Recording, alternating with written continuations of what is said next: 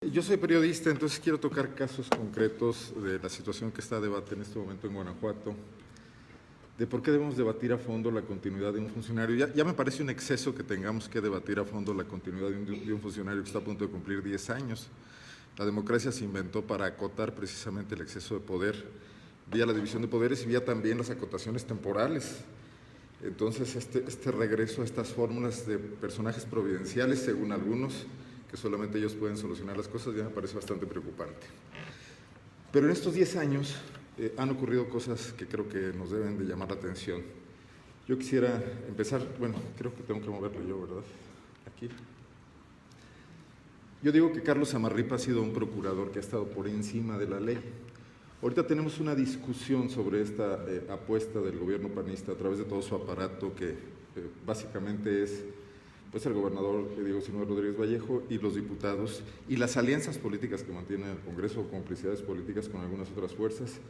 Es un cierto aparato cada vez más débil y menguado de opinión pública, porque incluso hasta los medios más proclives han estado ya manteniendo y dando espacios a otras voces como la de Fiscalía que sirva. Discutíamos, y Raimundo fue muy preciso en esto, la pertinencia de una fiscalía autónoma y que sirva a la sociedad.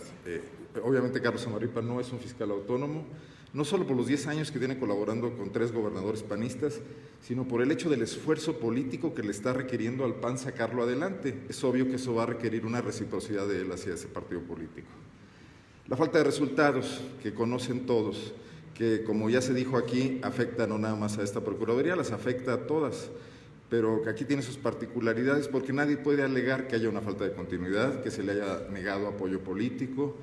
No solamente ya tiene una fortaleza impresionante en la Procuraduría de Justicia, que cada vez cuenta con mayores recursos en Guanajuato, recursos que se han invertido en cosas como mejor armamento y fuerzas policiales de élite y edificios ostentosos, y no propiamente en la capacitación de los ministerios públicos o en el crecimiento de los ministerios públicos, sino que también tiene el control de la Secretaría de Seguridad Pública. Él logró convencer a Miguel Márquez en 2012 de que el secretario de Seguridad fuera un amigo de él. Se rompió esta dicotomía que había existido desde que se creó la Secretaría de Seguridad, de que entre la Procuraduría y la Secretaría había cierta rivalidad burocrática, lo cual garantizaba que por lo menos el gobernador tuviera 2 vías de información sobre los temas de seguridad. Esto se rompió a partir de la llegada de Álvaro Cabeza de Vaca. Son amigos, son compadres, yo digo que mucho más cosas, no tengo las pruebas en la mano en este momento, pero además de eso lograron cooptar, no piensen mal, pienso que son cómplices en asuntos de manejo de la justicia, pero además han logrado apoderarse por una vía fáctica de las policías municipales de prácticamente todo el estado de Guanajuato. Los alcaldes ya no quieren nombrar jefes de policía, se meten en problemas, los mandan a los centros de control y confianza y reprueban, no quieren tener esa bronca en sus manos y cada vez se acercan más a que la Secretaría de Seguridad les proponga una solución, y en su mayoría son elementos de las fuerzas de seguridad pública del Estado, incondicionales o vinculados a un esquema de poder y de complicidad, de disciplina interna con el secretario de Seguridad. Entonces no hay ningún planteamiento que ellos puedan decir que no tienen el control absoluto de la política de la seguridad en Guanajuato como para los malos resultados que nos han venido entregando. La inseguridad que crece, no necesitamos platicarlo demasiado, si se deriva del huachicol o de otras cosas, ese es el factor criminógeno, como dirían aquí los especialistas, pero no estar citando mal.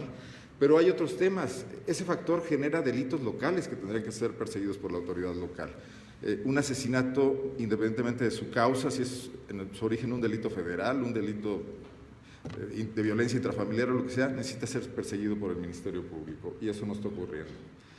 Y bueno, la industria del huachicol, surgida en este lapso, crecida a niveles impresionantes en estos casi 10 años que tiene Carlos Samarripa, es innegable que no podemos cerrar los ojos ante el hecho de que él lo conocía, él lo sabe. En algunos de los casos que voy a presentar, cuando todavía hablaban de ese tema, se va a observar cómo sabían que estaba pasando y que eso estaba generando problemas de corrupción en las policías municipales, de violencia contra propias corporaciones policíacas. No nos pueden decir que era algo en lo que era casi como un terremoto, algo natural que estaba ocurriendo y ante lo que no podían hacer nada. Además tienen mesas de coordinación con la federación, los temas se podían haber planteado ahí. Además compraron un carísimo sistema de seguridad videotecnológico del que nos convencieron a los diputados, a mí nunca me convencieron, y a buena parte de la opinión pública en su momento, de que iba a servir para blindar Guanajuato. Por supuesto, sirvió para gastarse casi 3,000 millones de pesos y nunca ha dado resultados. Hoy Guanajuato tiene un sistema de tecnología con una obsolescencia total, se instaló hace 6 años, esas cámaras ya no sirven para nada. Se vio en el caso del hombre asesinado en San Miguel Allende, esposo de una actriz, donde el periodista Humberto Padgett se burló mucho de que la fotografía del asesino parecía una papa, porque el rostro no se distinguía en absoluto, y con esos elementos detuvieron a una persona, ¿no? Bueno, a ver, permítanme. Sin embargo, hay un aspecto, independientemente de todos esos, que ya parecieran suficientes para dimensionar a lo que nos enfrentamos si Carlos Samarripa se convierte en fiscal general por 9 años más. Hay un aspecto en el que me voy a enfocar. En estos años, el procurador ha mostrado un absoluto desprecio por la ley que rige su actividad, por los protocolos internacionales a los que el país se ha adherido, por el respeto a los derechos humanos y la protección de las víctimas. Quiero referirme básicamente a 4 episodios, decía que 5, pero el quinto ya no lo documenté. Esto ocurrió en el 2016, en una comunidad de Salamanca. Fueron secuestradas, levantadas, como se dice en la jerga criminal, 7 personas en una vulcanizadora en la comunidad de Cerro Gordo. 3 de ellos trabajaban ahí, 4 eran unos clientes jóvenes, incluso alguno era menor de edad, que acudían a un servicio, a arreglar los neumáticos. El caso pues, fue escandaloso, pero no trascendió políticamente hasta que los habitantes y los familiares de los desaparecidos, de los levantados, tomaron la carretera Salamanca-Celaya 2 veces a lo largo de una semana y obligaron al procurador a acudir con ellos, a entrevistarse con ellos. Esto fue noticia nacional, bloquearon una de las carreteras más transitadas del centro del país. Ahí Samarripa, después de haberse entrevistado con los jóvenes, una atención que a estas alturas ya no tiene, 2, 3 años después de aquello que pasó, acudió y dijo lo siguiente: algunos de los 7 desaparecidos en Cerro Gordo, bueno, lo dijo varios meses después, lo primero que había dicho era que estaban con vida y que iban a tratar de buscarlos, y lo primero porque la gente no sabía si los habían detenido en alguna corporación policíaca o había sido el crimen organizado, aseguró que no estaban en manos de ninguna corporación policíaca. A lo largo de la investigación, en las primeras semanas, Samarripa declaró que algunos de los desaparecidos tendrían vínculos con el huachicol. Aquí sí, la Procuraduría todavía entraba a estos temas, antes de que el problema creciera lo suficiente para que lo tomaran como una justificación y decir que no les correspondía porque era un tema federal. Este caso bajó de la escena pública, como suele ocurrir, además porque el volumen de cosas que se siguen presentando, y no supimos más de qué estaba pasando hasta este 2019. Y aquí es una omisión de nosotros los periodistas, que pues sí tendríamos que estar más al pendiente de lo que pasa. También nos enfrentamos a un gran bloqueo informativo. Los casos en proceso están cerrados absolutamente para conocer su evolución. Y hoy tenemos una Procuraduría de los Derechos Humanos que es muy carnal también y que ha optado por renunciar a la única prerrogativa que hace funcionar a una Procuraduría de los Derechos Humanos, que es la exposición pública de las autoridades que violan derechos humanos. No pueden hacer otra cosa, no tienen dientes, solamente el principio de máxima publicidad es lo que les permite emitir una especie de sanción moral. En Guanajuato eso no existe, se reservan los casos, no se conocen públicamente, no se ponen en una página web.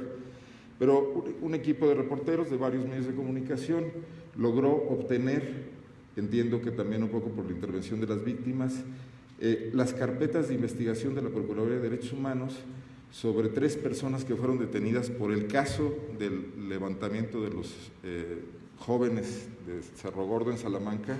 Fueron detenidos en San Felipe y sufrieron tortura. Esta tortura quedó documentada en una recomendación que emitió una Procuraduría de los Derechos Humanos, y aquí sí yo lo valoro muchísimo, porque realmente ha sido una Procuraduría muy omisa. El caso tuvo que ser lo suficientemente fuerte para que emitieran una recomendación. Estas personas, estos 3 detenidos de San Miguel Allende, detenidos por 20 ministeriales en un operativo brutal en el lugar donde ellos vivían, sufrieron una serie de... Se puede consultar, esto está en internet, ahorita incluso les puedo dar la dirección a quien se interese, la resolución completa, todo lo que sufrieron estas personas: toques eléctricos, violaciones, eran 3 hombres, alfileres en las uñas, por supuesto el tehuacán o el agua en la cara, etcétera, para que se incriminaran entre ellos mismos sobre el tema del levantamiento de los 7 jóvenes de Salamanca. Cuando la Procuraduría requirió la respuesta de la Procuraduría de Justicia, la de Derechos Humanos, recibió un comunicado de la directora jurídica, que por cierto, y creo que es importante mencionarlo, es cuñada del procurador, la directora general jurídica de la Procuraduría de Justicia, en un nepotismo que tampoco se hace público mucho en estos años. Que no, que 2 policías habían detenido a estas personas, que los habían invitado a ser citados para la averiguación previa y que habían sido liberados. Es decir, en la Procuraduría no hay una preocupación de que en el momento en que les digan, oye, tus elementos torturaron a alguien, lo que sigue es el encubrimiento inmediatamente y el aparato institucional al servicio de prácticas de tortura que creíamos erradicadas. En el 2009, justo unos meses antes de que Samarripa tomara posesión, el procurador anterior a él, Daniel Chowell, se le murió un detenido por el delito de abigeato en San Felipe también, producto de la tortura, y ese fue un verdadero escándalo. Los elementos fueron cesados, algunos de ellos fueron incluso procesados, y a los pocos meses Chowell renunció con una situación política por ser candidato, pero ahí pasaron cosas. Esta procuraduría, de un procurador que presume cursos en cuántico en la Academia del FBI, que ya supimos por aquí que el FBI es prestigio nada más cinematográfico y nada real, se remite a los viejos esquemas de las Procuradurías de Justicia de antes del proceso penal acusatorio, y la prueba está ahí, claro. A mí esto me parecería suficiente para que una Cámara de Diputados, con toda seriedad, no estuviera pensando en ratificar, incluso con el tema de evitarle siquiera una votación por pase automático a un procurador que practica tortura y que está documentado que lo hace, y que además ni siquiera procesa a los elementos que quedó demostrado en una investigación de derechos humanos que practicaron esa tortura. O sea, tenemos que esta es una normalidad, aparentemente, en la forma de investigar los delitos. Contra todos los boletines de prensa que recibimos todos los días, cuyo primer encabezado siempre es: con métodos científicos, la Procuraduría de Justicia de Guanajuato resolvió tal delito, resolvió tal otro delito. Estos son los métodos científicos. Hay una nueva funcionaria en el esquema, una vocera de seguridad que traída de la Ciudad de México, una periodista guanajuatense que estuvo muchos años allá en la Policía Federal, Sofía Huet, acaba de llegar. Me parece muy interesante mencionar esto porque cuando el gobernador Diego Sinue decidió ratificar a Samarripa y también proponerlo ahora como fiscal general o sostenerlo como tal, lo ha planteado en privado con algunos colegas periodistas, lo ha planteado en mesas de empresarios, que el problema de Samarripa es que tiene mala prensa, que el tipo es mal encarado, es un policía y entonces pues, nadie lo quiere, ¿no? Como nadie quería a Hoover quizás. Y que el problema entonces se resuelve con una vocera que venga y dé las declaraciones por él. Cuando le preguntaron a la vocera que cuál era el estatus laboral de los ministeriales acusados de tortura, qué derechos humanos había documentado desde el 2017, hechos de 2016 y que se conoció apenas en este enero, dijo que no sabía, que no tenía información, que todo estaba bien. O sea, también vemos que la Procuraduría tampoco está informando a su vocera, esa ya es una queja recurrente y que es únicamente una tarea de relaciones públicas. Me parece muy irresponsable que un problema tan grave como el que tenemos en Guanajuato, de seguridad pública y de crecimiento de la criminalidad y de la violencia, se ha visto desde el gobierno como un tema de relaciones públicas, como un tema de imagen del gobierno simplemente. De este lado tengo, bueno, esa es la explicación y la quise poner, que viene en el documento de derechos humanos, en la resolución de derechos humanos, de qué dijeron las funcionarias, esta funcionaria que les digo, la directora general jurídica de la Procuraduría de Justicia, donde justifican plenamente que, ahí está su nombre, Elizabeth Durán Isaías, sostuvo en su oficio de respuesta que el traslado de las tres personas de San Felipe que fueron torturadas, inició a las 9 de la noche desde el municipio de San Felipe hasta las oficinas del Ministerio Público de Salamanca. Al terminar dichas diligencias fueron regresados a su domicilio. Bueno, aquí está pasando algo, o los ministeriales no informan, o no hay un mecanismo interno para saber qué está ocurriendo, o hay toda una operación de encubrimiento, que ambas cosas me parecerían muy delicadas, que el procurador no sepa que sus ministeriales están torturando, o que, sabiéndolo, maneje también la versión nada más edulcorada de que todo está bien. Esto ya ha generado algunas reacciones, la tortura es utilizada como mecanismo para crear culpables, dijo un activista, y el PAN, los diputados del PAN salieron a decir que no importaba eso, que Samarripa seguía siendo su candidato a fiscal y que además lo querían por 9 años. Así están las cosas hoy en Guanajuato. Este caso, a mí particularmente me parece monstruoso. Se deben haber enterado porque fue noticia, lo retomaron muchos medios nacionales. De la noche del viernes 13 al sábado 14 de enero en San Miguel Allende, un equipo muy equipado de policías de élite, de lo que llaman el Grupo Especial de Reacción Inmediata, el GERI, que yo no entiendo por qué la Procuraduría de Justicia tiene que tener grupos de reacción inmediata, que en mi humilde opinión tendrían que estar en la Secretaría de Seguridad Pública, porque los policías ministeriales solo investigan delitos y necesitan técnicas y no necesitan rambos. Bueno, un grupo de rambos dependientes de Samarripa cercaron una finca en San Miguel de Allende y entraron a sangre y fuego a ese lugar. El argumento que veremos después por el cual dispararon es que habían recibido disparos desde el interior. La justificación de la llegada ahí de este grupo de élite, quiero decirles que los rambos estos no andan en Guanajuato patrullando, están en sus cuarteles generales y los mandan a operaciones específicas. La justificación que dieron fue que había habido una llamada anónima al teléfono de emergencias de San Miguel de Allende de un grupo armado en ese lugar. Bueno, si esto hubiera sido cierto, quien debió haber tenido la primera notificación a la Policía Municipal de San Miguel de Allende, que atiende el C4, y estos a su vez notificar a la Procuraduría si requerían refuerzos, o en todo caso a la Secretaría de Seguridad. Bueno, la Presidencia Municipal de San Miguel de Allende no sabía nada. Los policías de San Miguel de Allende fueron obligados a quedarse en el perímetro. Tras la balacera que ocurrió ahí, que las huellas fueron impresionantes sobre la fachada de la finca, que era un lugar de fiestas que originalmente había sido pensado para hacer un table dance y que nunca funcionó, encontraron los policías que había una familia, o sea, había un velador, su esposa y 3 niños. El velador, que se pasaba ahí las noches de los fines de semana cuando no lo rentaban, se llevaba a sus hijos para ver la televisión, porque no tenían televisión en su casa. También trabajaba de albañil el resto de la semana. Antonio se llamaba. Bueno, de ahí resultó que en el operativo, oscuramente, solo murieron los 3 niños. 3 niños, no recuerdo las edades en este momento, alguno mayor de 10 años, 2 menores de 10 años. De esto no se supo nada en ese momento. El domingo en la mañana, los periódicos empezaron a tener información, porque a la madre, que la habían liberado, al padre quedó detenido, le habían entregado los 3 ataúdes sellados para que los sepultaran. La señora y la familia de ambos se comunicó con algunos medios, curiosamente páginas de internet primero y algún grupo de Facebook, y ahí empezó a surgir la noticia de qué había pasado, qué había ocurrido en esa finca de San Miguel Allende, en la salida de Dolores Hidalgo. Eso obligó a que 36 horas después del operativo, el operativo fue la madrugada del sábado, el domingo en la noche, a la redacción de los periódicos, llegó el boletín de la Procuraduría de Justicia. Quisiera que lo viéramos, porque este es el boletín. La Procuraduría de Justicia y la Secretaría de Seguridad, porque aquí son como Batman y Robin, informan sobre la intervención de un inmueble ubicado a la entrada de la comunidad de ampliación Cieneguita. 2 de la mañana, mediante un reporte a la Procuraduría, se informaba que en la comunidad de Cieneguita se encontraba un grupo de hombres armados y que había detonaciones de armas de fuego. Ningún vecino de la zona escuchó detonaciones hasta que llegaron los policías. Cuando los elementos policíacos arribaron al lugar, fueron recibidos con disparos de arma de fuego. Ante ellos se solicitó por parte de los grupos tácticos, o sea, estos grupos especiales.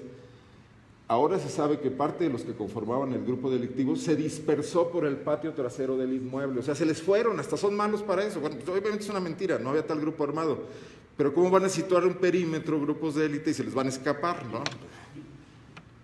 Al arribo de los elementos lograron asegurar primeramente el perímetro del lugar, lo cual es falso. Nos hablan con una jerga, como si fuéramos tarados, ¿no? Como si no entendiéramos. Se aseguraron el perímetro, ¿cómo se les fueron? A la postre incursionaron en el inmueble, toda vez que había aún detonaciones al interior de hacia los elementos.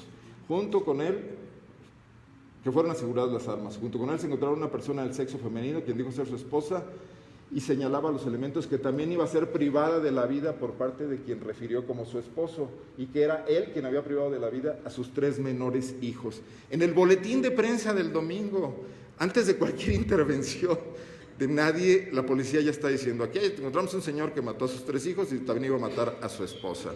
El velador traía un revólver calibre 22 o 25 de 6 balas. Yo no sé cómo mató a sus 3 hijos, disparó contra los policías, además para motivar una respuesta de fuego impresionante, y luego todavía quería matar a la señora, ¿no? La carpeta de investigación se encuentra en su etapa de integración por diversos delitos.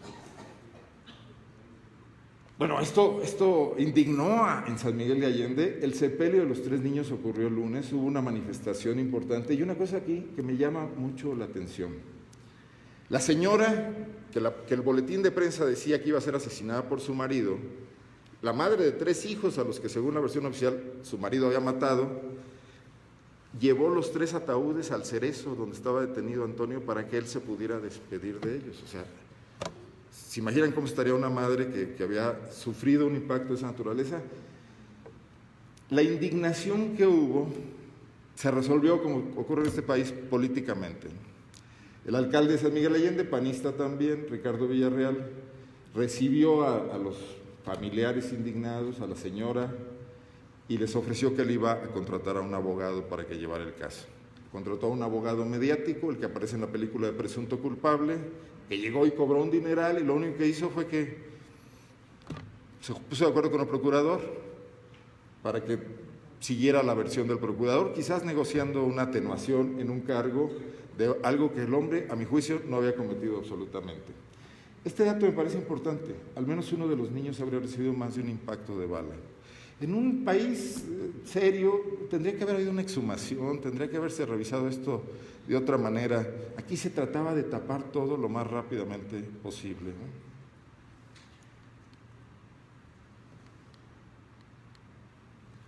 ¿Cómo se cerró el caso?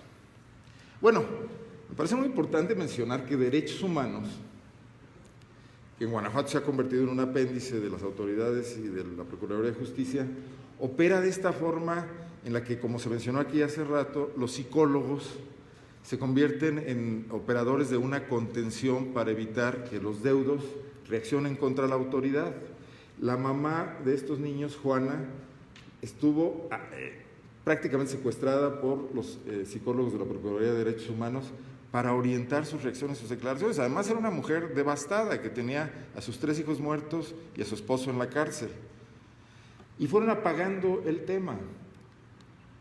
Bueno, y aquí otra cuestión. En ese momento, en el medio de comunicación Zona Franca, tuvimos información fidedigna, muy buena fuente, de que el Procurador de Derechos Humanos había ido a una entrevista directa con el gobernador el lunes por la tarde después de los hechos. Lo cual me parece muy irregular, porque si el Procurador de Derechos Humanos era la única fuente posible para que en este caso hubiera una mínima justicia o reparación del daño, que se entrevistara con el gobernador, que era el jefe del Procurador al que iba a revisar, es absolutamente irregular. Y bueno, y el descuido de haberse dejado ver, porque gracias a eso nos enteramos. El caso se resolvió varios meses después bajo el expediente tradicional en este país de la confesión. El Procurador de Justicia le filtró al periódico Milenio que el hombre se había autoacusado.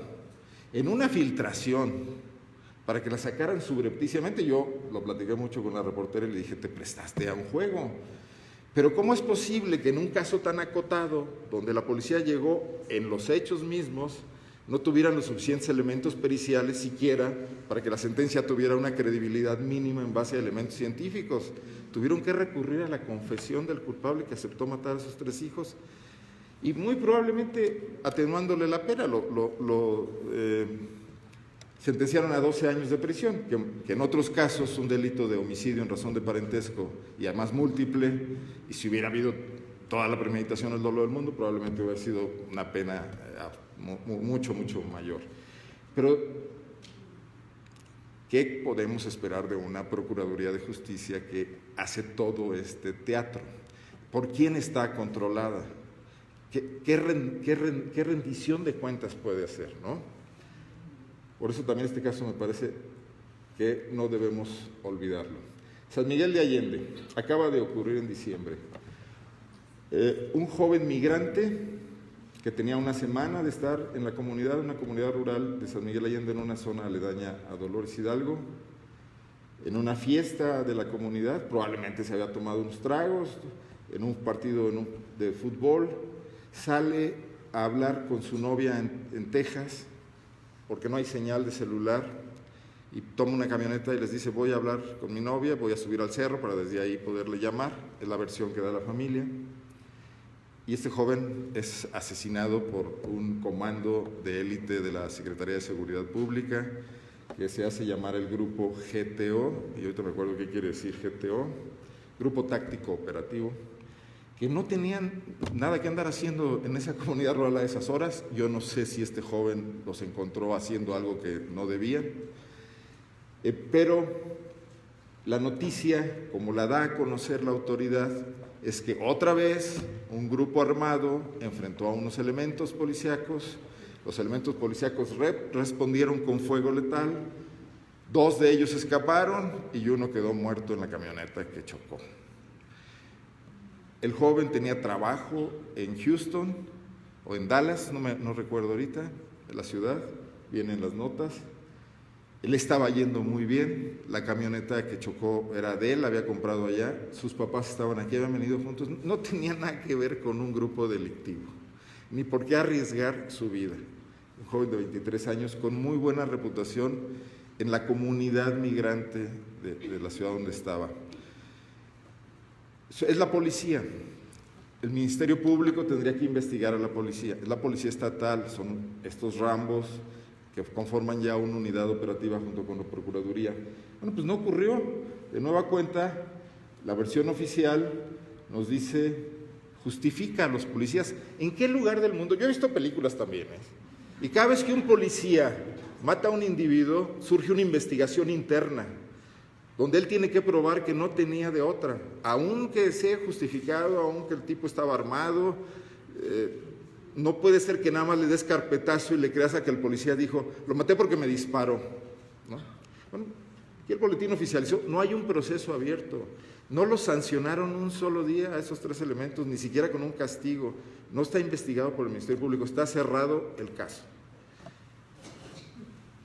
Un procurador que se investiga a sí mismo, es por lo que no queremos un fiscal carnal, y menos uno de este tipo, ¿no? Este boletín es muy reciente, está público también en todas partes. Bueno, ahora interviene el padre Solalinde, que está muy cercano a los migrantes, lo han buscado, le han dicho, y ha tomado este caso como emblemático. Esperemos que ahí no se cierre. La idea que tiene la familia es que lo atraiga la Fiscalía General de la República para que no quede en manos de Carlos Amarripa. Finalmente, este fue un caso que también fue muy relevante en términos de jurisprudencia. Una juez federal recibió una petición de amparo de un sacerdote que maneja un albergue infantil muy conocido, muy famoso, el Padre Pedro en Salamanca. Resulta que el Padre Pedro tenía una niña a la que le fueron quemadas las manos en el albergue. El tema es que la castigaron porque se robó una barra de plastilina y una monja anciana le quemó las manos en un comal. El DIF de Guanajuato retiró a la niña del albergue, le quitó la custodia al sacerdote, y el sacerdote se amparó contra la decisión del DIF. Por fortuna el caso cayó en manos de una juez que a mí me parece notable su trabajo, Carla Macías Lovera, que ya ha salido en muchas informaciones, en muchas publicaciones, porque es la única juez que le ha pedido al ejército que permita la entrada a cuarteles a buscar a un desaparecido aquí en Guanajuato, y también ha estado en varios casos importantes, porque su formación es la perspectiva de derechos humanos en base a tratados internacionales y no limitarse a lo que dicen las leyes mexicanas, que se vale, eso es perfectamente plausible, pero muy pocos lo hacen, ¿no?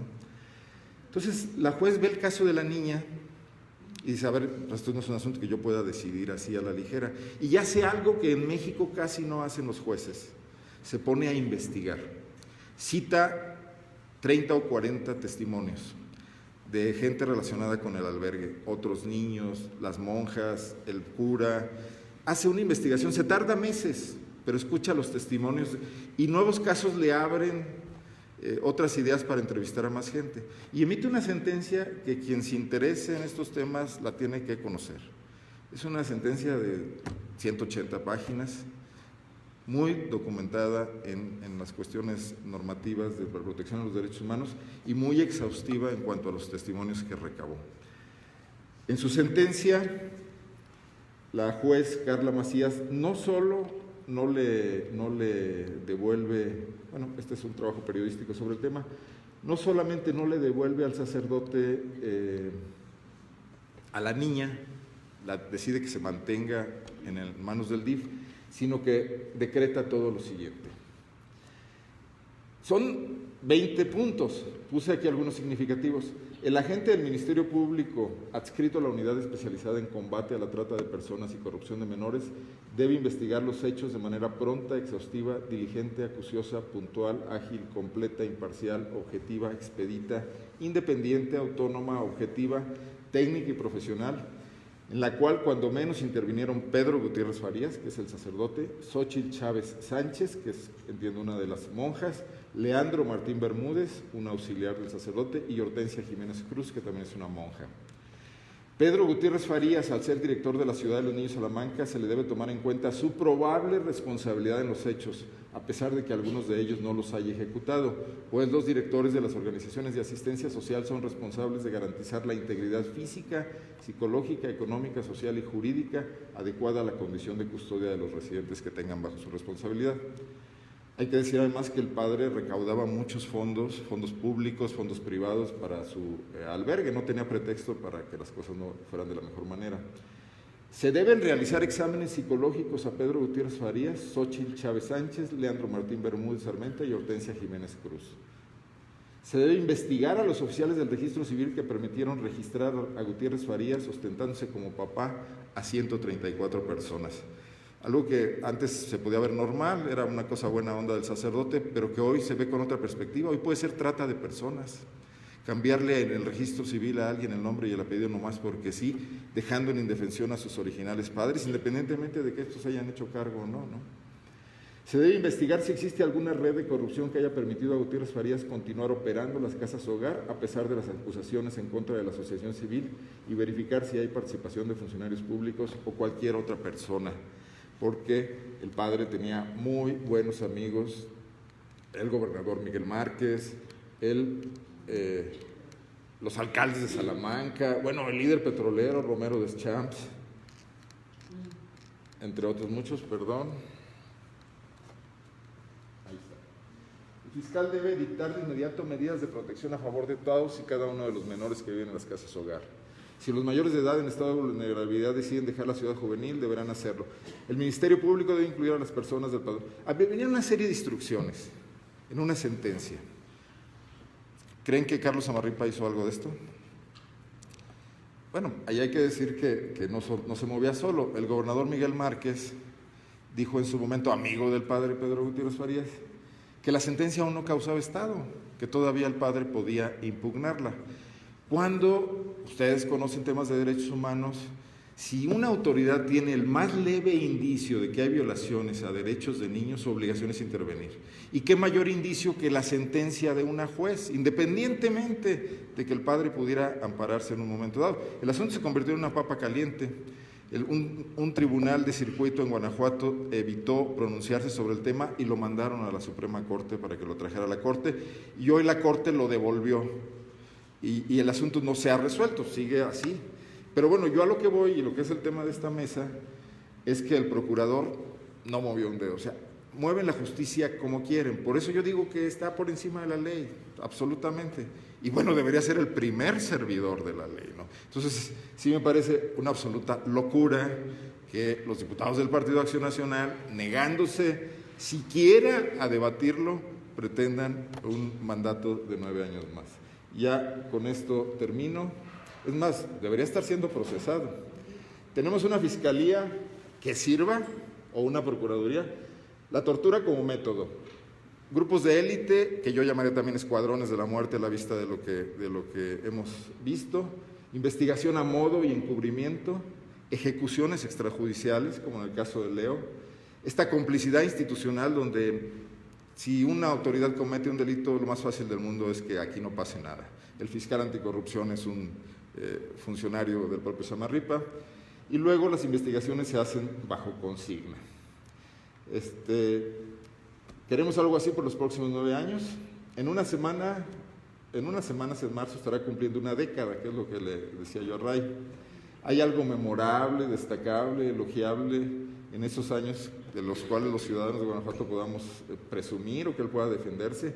Solamente las cifras que él maneja y que a menudo están hechas a modo son las únicas que permiten defenderlo, como las que presentó hace unos días. Realmente la realidad desmiente todos esos asuntos.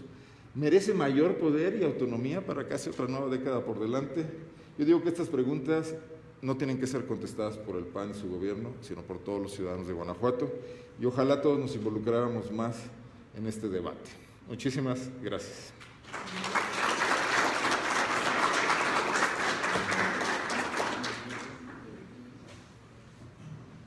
¿Alguien tiene alguna pregunta?